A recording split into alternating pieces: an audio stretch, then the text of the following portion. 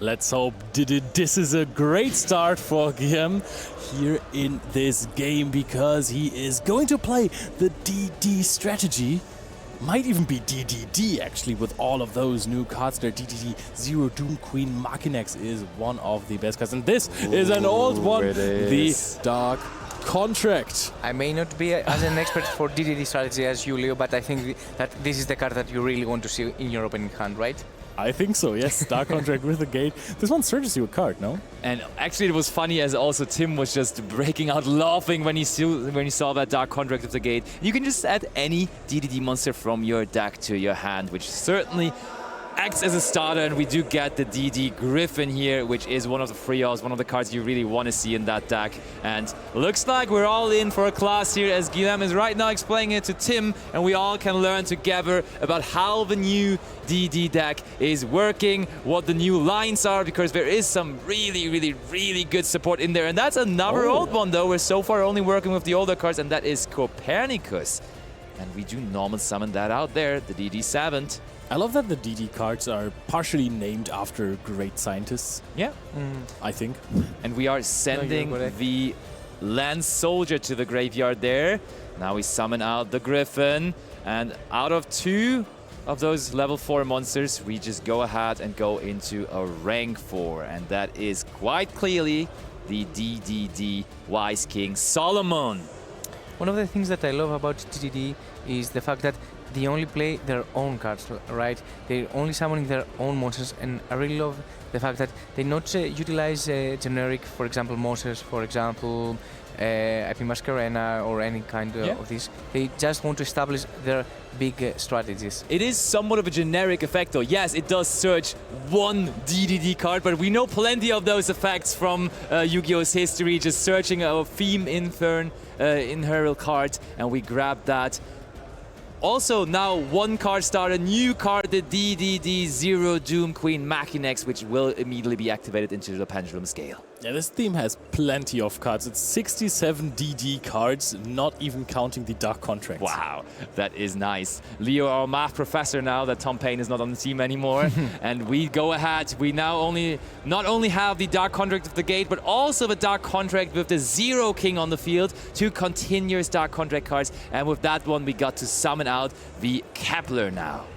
And one of the things right now that I can tell is Tim probably has an interruption in his hand, because I see that he's thinking a lot. But where do you stop this deck? Where do you interact with it? Because for me, it is something that you need to understand, that DDD is a very unique strategy, that you are not have mandatory lines to, for example, stop this.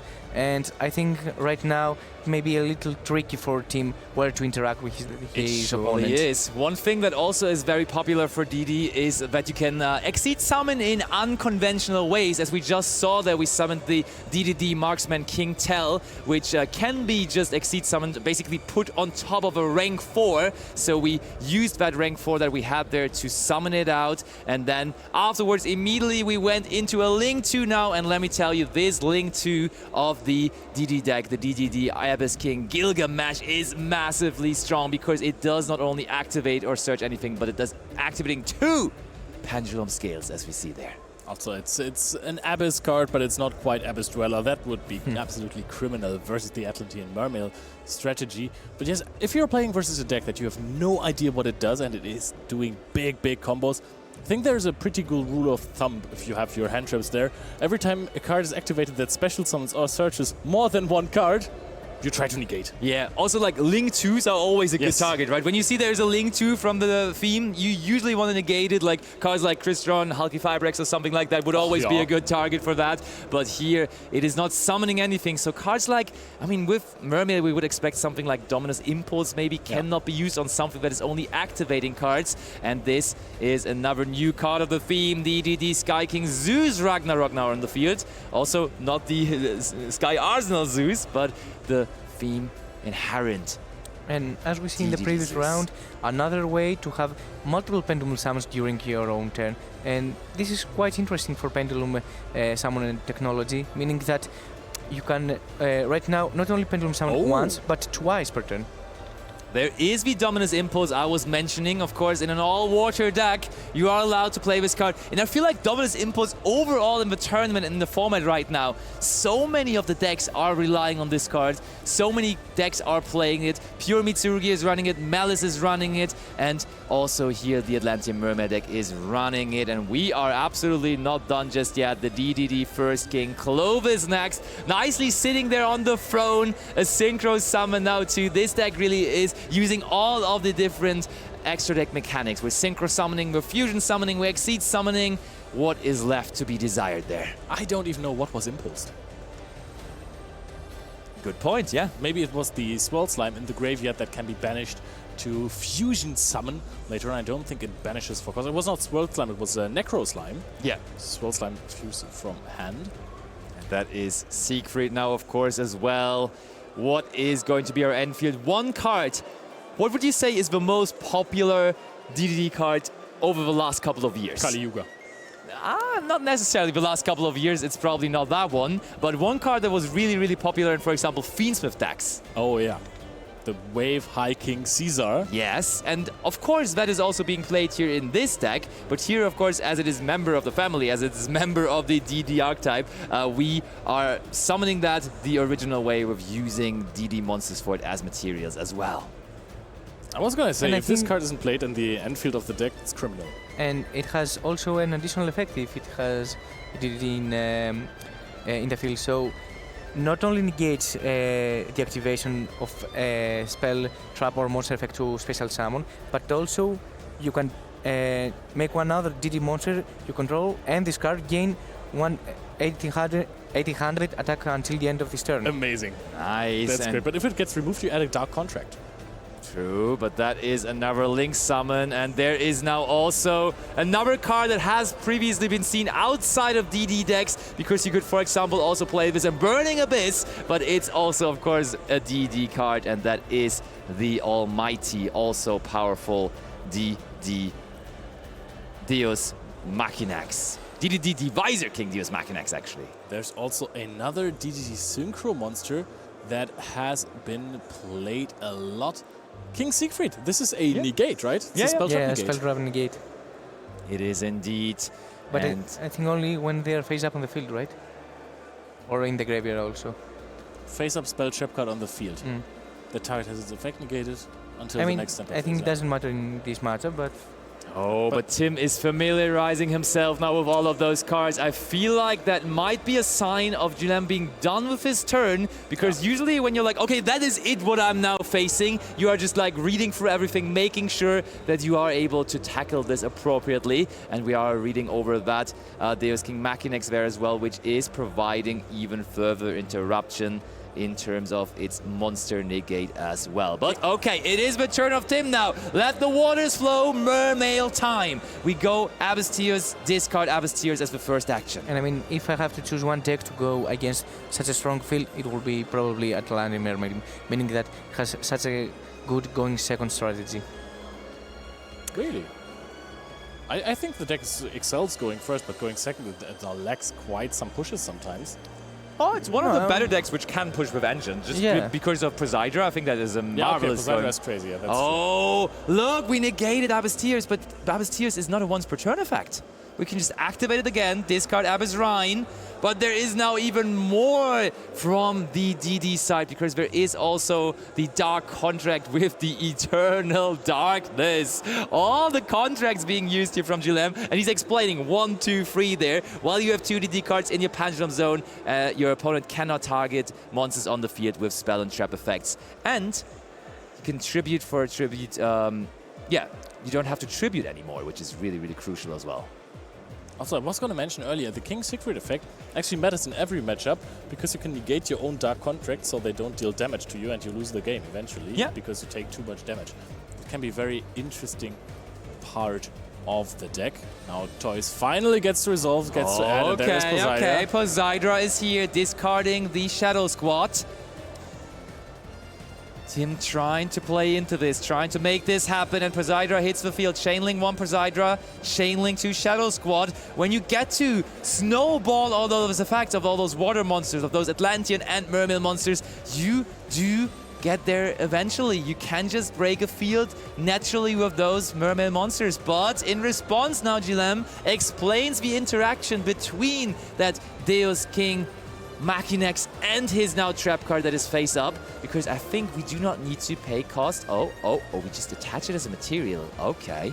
And now you can use the effect from Machinex there again, detach materials, and we are taking over the Poseidra here. Now, Dragoona, of course, activates, or Dragoons, and the Shadow Squad special summons out the Neptibus. And at this point, I'm thinking you're right. You might want to use Mermaid as a deck to break this field, but of course, always a vulnerable position for the Neptibus to be in, as long as it has not activated its effect yet. Because if there is just an effect to pop a card and not to negate one, this might be good. Oh, it actually sticks on the field, gets to activate, and now we're snowballing here. Yep, Never underestimate the water, right? And I mean, right now, I can see a lot of plays from team sides of the field, and I truly believe that right now we may see such a strong field. However, I think that team is very confident, right? He is dismantling it as if it would be nothing. Really, he's playing into it. Now also searching for one, of course, of the original Atlanteans. We got the heavy infantry, and heavy infantry can, when it gets to the graveyard through a water effect, destroy one face-up card on the field. And I mean, if Poseidra beats the Atlantean Dragon Lord, the Exist monster would be on the field, it can cause a lot of problems. And I truly believe that we may see a lot of plays right now. Okay, now the graveyard effect of the Prince too, bringing back Shadow Squad. It's a huge combo field, and Tim is not even familiar with all of those DD cards, but still he's doing a pretty good job of playing into it here. Do you have to be familiar with them as long as you're not getting into super polymerization here for Guilhem? This card came unexpected. Tim is shrugging, saying, all right, I expected some engine there maybe, but no, this is a Mud Dragon of the Swamp, taking away the super Deep Sea King Coelacanth, and that one is hugely important for the push here. The first DDD monster that has been summoned, that it's not a DDD. Yeah, true. Very much so. Of course, we're not locked into DDDs now that it is the turn of Tim, so that super polymerization can just go in and ruin the plans that Tim had. And okay, we see the classic finger tipping on the table, so it's apparently there is some more left that we can do. Also, I've never seen a Mermaid player without an ultimate rare Coelacanth. True. They are always ultimate. Doesn't exist. I think you have to play the ultimate. Yeah. It's a rule. By law. By the law of the water, really. Yeah. Straight. There are more than 5 water monsters in the graveyard, right? Definitely. Yeah. But at this point, I don't even think there's a lot of cards in the hand of Guilhem, so Moulin Glacier wouldn't even do too much. Just for Exent. Yeah. Normal summon infantry, and we use the ability of infantry to normal summon one more time, and both of these monsters, the Prince and the infantry, make Corral Anemone. Yep. And then Machinex activates again here, wants to take away the Anemone, detaches to there. Poseidra goes back to the grave. And Anemone needs to special summon to her pointer.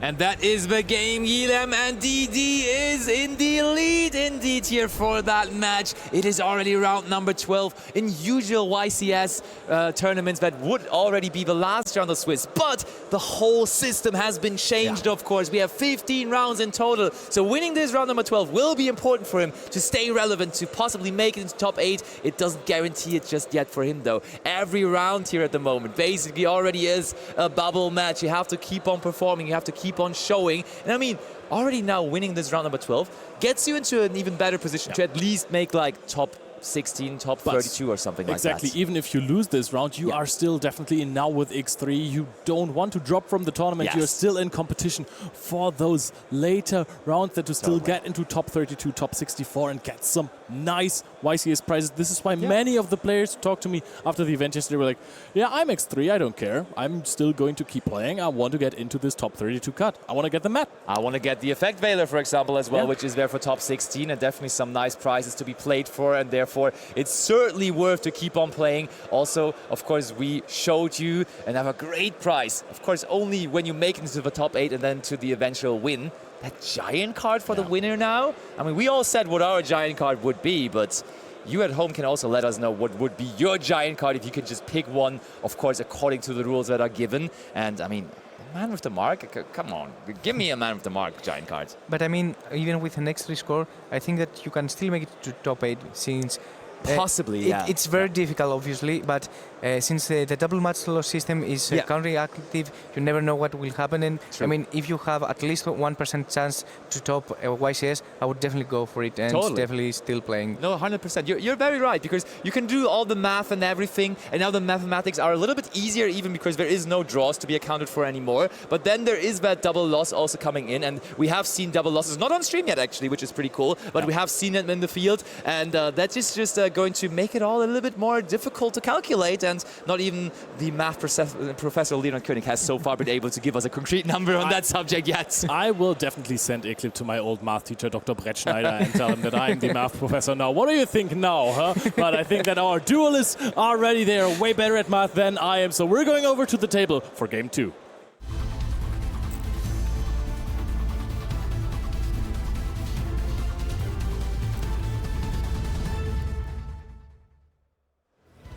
Not only the math professor, but also the DD expert on the team. Leo, you have really come a long way, but for now, the way is long for Tim, as he does not only have to win this game, but 2 games in a row if he wants to come out victorious here for this round 12 featured match. Now, something very, very interesting I want to ask you guys. If you're starting with Neptabis, you know, sometimes when you want to save some time to avoid a potential double loss, you're scooping games that you maybe could win. You might have a 10 to 15% chance. Do you think people have scooped often to normal summon Neptabis so far? And then also, do you think he still knows his combo? I think yes, that he did definitely have that happening to him. Oh, what's that? Poseidra and the Shadow Squad is now going to be able to eventually get to the Neptabis. Ash Blossom on the Fuwalos. Very big here. So you're talking about a secret strategy, Leo, that when you don't need your normal summon to attack, you just play 3 Neptabis without a target, just normal summon, and make your opponent think that you play Mermail. Just play 1 Neptabis, exactly, you normal summon it, and then I was like, yeah, okay, we gotta save some time, gotta be smart here, and you're like, haha. But I mean, when there is multi-army Fuvalos, there is surely no reason to be scooping. It's ashed. But it is ashed indeed, so from here on out, maybe we will see a short game unfolding. Dragoons in the graveyard now too. But also maybe not. We are still checking every single card. We are reading them thoroughly. Maybe Guilhem has the secret DD strategies to dismantle big fields, to play through something like a barrier statue of the torrent. Oh, we're gonna find out soon. My. We are looking in there and we say Ghost Battle Haunted Mansion is not going to haunt me here in this game, and we are left with only a driver and 2 of our DD cards, which one of them is Orchard.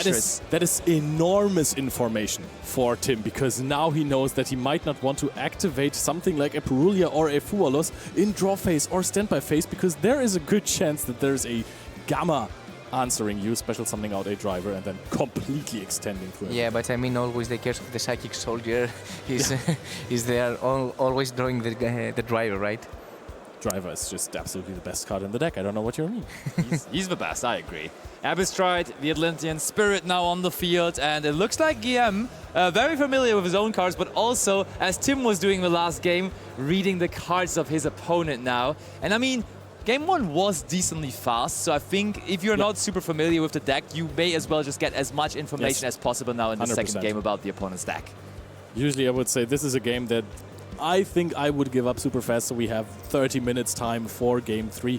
But if you're not too well versed, as you just said, Basti, with the combos of the Mermail deck, you want to be like, hey, let me see what you're trying to do, how you're extending the best, and where I should answer you. And then in the last game, Guilhem did a great job already identifying that Deep Seeking Coelacanth. That's a good card to get rid of immediately. And I mean, especially with such a strategy, you really want to have some time, because obviously you have a very strong long combo to go through. And also Mooling Glacier also now taking away 2 Don't more hit the cards. Come on, leave him with the driver. Just forget Cinema, please. Leave him as only with the most powerful normal monster in the game next to Blue Eyes White Dragon. Okay. And oh my days, if the driver stays in hand, this would be the funniest thing ever. Driver was hit. Not the last driver standing here. And I was talking about that when you have a long combo and your opponent can play through it through only his engine, you need some time, obviously, because the game will go through a lot of minutes. However, as we can see right now, I like the fact that he respects his opponent and waits to see the full combo and know the information. Yeah. I think reading that almost gimmicky card there, the Glutonus Reptolfin Grievous, which is just another target, of course, for the Coelacanth, which we here unluckily drew, but I think we have recovered from that quite nicely already. I've seen this card in almost every Mermaid player's hand so far. Yeah. This card just draws itself so incredibly often. I think it's a discard target for Abystius. Yeah, and nothing more. That's what you play it for. And just, of course, special summon it out with the Deep Sea King Coelacanth. And there we have the Neptibus again going into a Link 2 before that. Or are we going into a Synchro Summon? Indeed we are, and that is the Ice Shade Jimir Agarin. Not seeing that in every deck, but of course we are trying to find different solutions to the Mermail Enfield. Some of our Enfield pieces from the past have been replaced because, for example, Totally Awesome, that setup with Barmuchak, not possible anymore. Also, Abyss Dweller, not something we can go into anymore. So we just pass on this very minimalistic field. It's enough, though, as Guilhem picks his cards up anyways, and Tim equals the score here. 1-1, combo on combo, combo player on combo player, and we will head into a third game. And I like the fact that Agarin showcased again her existence in the feature match, because it's an older strategy used by Sorcel, actually, to play around evenly matched. Just a note to make here. Your cards can't get banished or destroyed by cards effects anymore after you use Egerin, right? Yeah, that's why. That's funny, because you want to banish the evenly matched with the Egerin as a response, because you can only banish activated cards with it, and then your opponent cannot destroy, or your cards cannot be destroyed and banished, right? Yeah. Yes, that's funny, banishing the evenly for its effect. But aren't we banishing it ourselves? Your cards can't be banished, not... Okay, your opponent can't banish your cards. Okay, yeah, fair. So the point is that you will not get evenly matched. Yeah, I see. And obviously, Raigeki, which is a very strong card, as we showcased in previous feature match, right? Yeah, have we seen evenly matched all weekend? Because I think that card definitely has some viability again here in this format. Against some of the decks, there is just not that many hard negation. I think it's good here for in this one Dracotail. specifically, against Dracotail, I think it is really good. It's also good against Ryziel Mitsurugi, for example, because they don't really end on any hard negates either. So there is a couple of decks where I think that is really good. Even against Yami, as long as they don't end on the Herald, or if you have a way to answer that one already, it's also really good. But honestly. I mean, versus Mitsurugi, most of the decks actually now play Purification, right? Yeah. So we've also seen that in some Ryziel Mitsurugi strategies. That's true. And Evenly Matched is a card that most of the time is only sided in going second. And I think going second in a game post-side, I think you will always find a Purification. That's fair, yeah. I mean, we are in the point right now of the format that the community still struggles to find out which is the better strategy. Go full hand wrap, full field breakers, or a kind of mix of both. Totally. And to be honest, we have seen all three strategies, right, during those 2 days. And I really love this fact. Yep. What are we going to see now from the players? Are we going to see field breaking, hand traps? What are we going to expect from Game 3? Let's go over to the table and find out.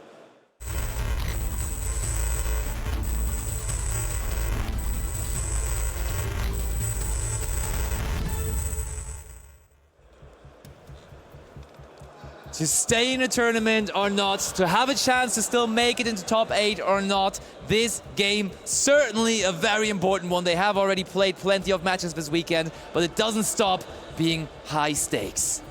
Oh, I wonder what this facial expression from Tim is supposed to mean here. Is his hand incredibly good, or does it do nothing? Do you maybe have a Drone Lockbird? This is one of those cards. Ash Blossom Joyous String on the Dark Contract.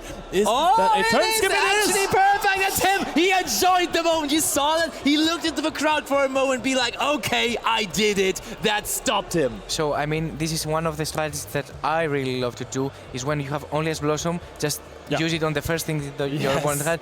If he has anything more, it's okay. If he doesn't, you can just take it in and play with your engine. That's one of the... Is it followed up by the best normal summon of the deck? Oh no, it goes Poseidon, which actually is even as a discard. Wow. That is even better here, because you can get rid of the face-down card before you go into your Neptibus. So super polymerization, not even an issue here, which fair enough would also not be an issue with the Neptibus, but you would give your opponent more of an opening here. Shadow Squad is being sent to the graveyard. Dragoons is going to add a card. Things are looking splendid for Tim von Piechowski. Okay. And it was an impulse, maybe. And I think when you see that Mermail take Sentinel as a target, I think that you are in a very, very bad position, to be honest.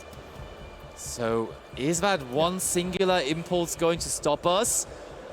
Tim looks unfazed, reading a card of his own now in his hand. Is there a way to Prince? Oh, it is Area, the water channeler. That is a nice tag coming in from the side deck here from Tim's side. A card that I have not seen in ages, but a way to just simply search out Dragoons here to our hand. And Tails with the Dragoon alongside yes, we get it going. That's huge. When have you seen Area, the water channeler for the last time? Never. Yeah. I mean, we have seen it as a trap card in the World Championship from Rosalie, right? True, yeah. We have seen the Aoi. Yeah. Exactly, and we are now seeing the little Gaga Gigo on the side here. Gagigo? Gagigo? Gigabyte. Yeah. No. Gigabyte. It's Gigabyte. Oh, yes. It's Gigabyte before the villain arc. But Neptubis has hit the field. Normal summoned here after Dragoon searched it out. And now you can send another Dragoons to just completely go crazy. And you know what's cool here also? In case there is a Nibiru, the Primal being in the hand, it could not even be activated anymore because of the Dominus Impulse. So we are so safe here. Tim has to only somehow get to 8,000 points of damage. And I think with all those already powerful monsters that he has on the field there, that will be no big deal. Oh, we're halfway there. And Tim is right now living on a prayer, going for this potential OTK here. 4 cards in hand. Abyss Ryan tributing away the Neptubis. This is looking fantastic for him. Coelacanth, more attack points. That is getting closer to that desired 8,000 already. Brings back the Dragoons. I think we're doing some quick maths here. Look, we're explaining, we're showcasing. This is more than 8,000. So why don't we head over into the battle phase?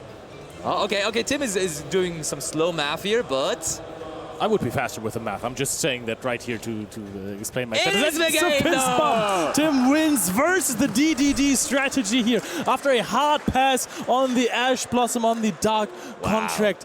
That is just something. I mean, that's one of the weaknesses of the DD strategy there, because you have so many incredible one-offs in your deck to extend your huge combos. Sometimes they just don't work well together. You don't have your starters, and then Tim von Pichowski, he capitalized on it and played it perfectly. And I mean, this is what I really loved about this strategy, that if you see your hand and you can see only one hard up, for example, as Blossom, which is the most common one, and I think that you just use it on the first thing and pray that your opponent hasn't anything more to extend when you are facing a combo deck. And as we can experience right now, I think that it was the correct play, and obviously Team got the win, right?